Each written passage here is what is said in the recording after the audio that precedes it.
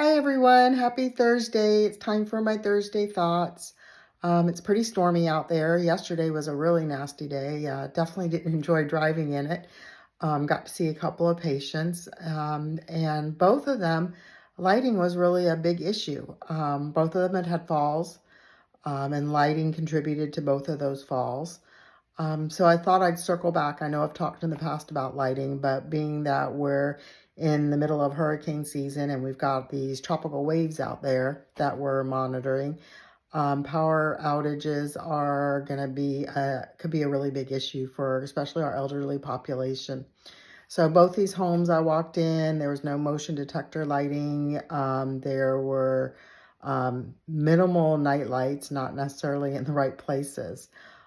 So when you're thinking about lighting, especially in our elderly's homes, think about pathways.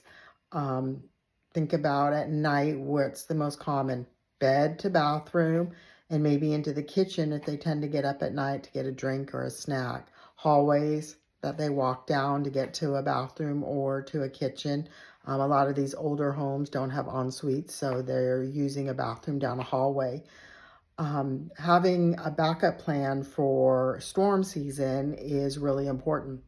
So when I talked about that to both these patients, it was fun listening to the response.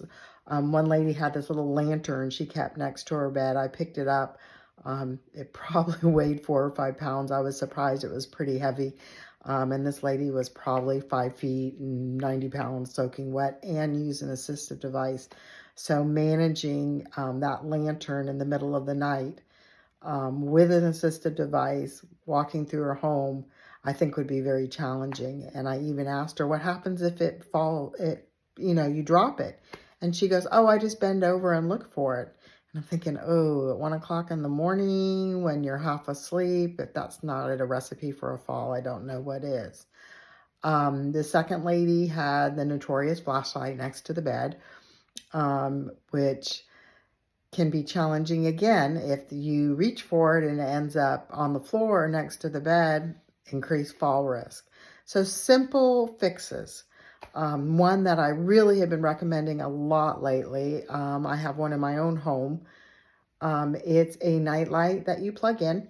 It's got settings so you can, if you don't want it super bright, it's dawn to dusk. So as soon as it gets dark, it goes on, and it's a battery backup.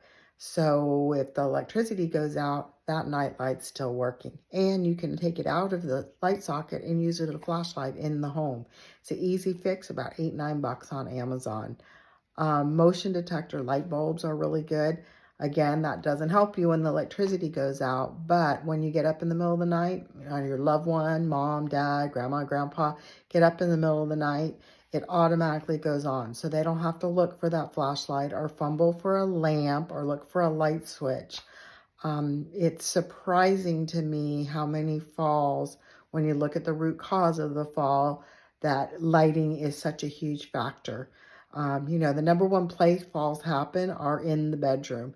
And a lot of times when I'm talking to these patients, they've gotten up in the middle of the night to go to the bathroom, and that's when the fall happens. So if they had proper lighting, those falls could have probably been avoided. Anyway, those are my Thursday thoughts. You guys have a great day, and I'll talk to you next week.